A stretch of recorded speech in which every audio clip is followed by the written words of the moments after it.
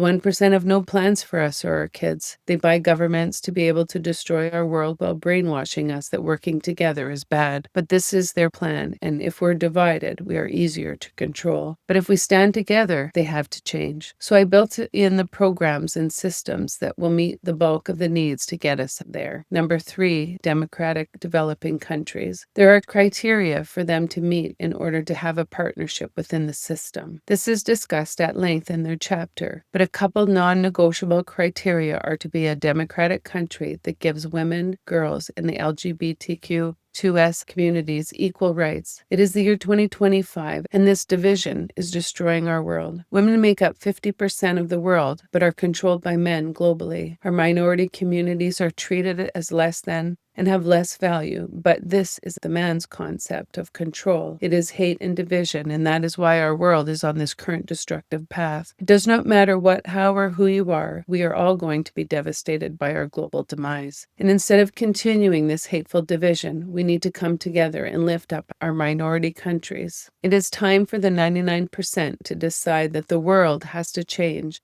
And in changing, we have a responsibility to developing countries, as it is their world too, and we need to build a world where it is heaven on earth for all. Then and only then will we be the best of what we can be, because we will see everyone that lives on this earth as our earth family. The developing countries will go through 2 phases. Phase 1 happens when they partner with the Global Green Democracy Initiative and are democratic and meet all the standards, so that the developing country tithe will start their processing of their garbage and investments into sanitation and clean water, as well as the other programs in the earth disposal tax element. Once the country agrees to the mission for the people they serve, then they have to also agree to implement the whole system, and that is phase 2. This plan is not immediate. It will take generations to get up and running in certain areas and faster in others. It is not a short-term fix. It is a long-term investment to build a world for us and future generations. Nothing will come easy, and it will be hard. There are some different programs in the developing country until their education and trades are designed and working, and once they can do it for themselves, they will be equal in all areas with their developed countries they partner with. The goal is for these countries to have control of themselves with good-paying jobs and great lives free of poverty and corruption. This next map, 7 Gens, is only for 7 Gens programs and projects, and some of them are connected with the GGDI programs. So you need to understand that the whole system is attached to each other. That way, we have enough people making the system accountable to everyone, not just a few making irresponsible decisions. This is our world too, and there are way more of us than them. And if the 1% won't get on board, then we will build it ourselves. If the 1% choose to maintain this unsustainable system, then they will become the new dinosaurs. We can't let them do what they are doing. It's a crime against humanity and every living being on Earth. 7 Gens is going to be my baby, but the really big programs will be done through the government, because we have to ensure that our new world has accountability and standards. It is time for us to decide what is the pain we want. I choose building a sustainable world for all and improving all forms of our health. We have to remember that if the naysayers are wrong, we are all doomed. But if I am wrong, we will have a cleaner, sustainable world for all, and I will not gamble on their uninformed vision and beliefs. It is coming to the time where we don't have much time to start the transition to a sustainable world before our Mother Earth is pushed beyond her limits.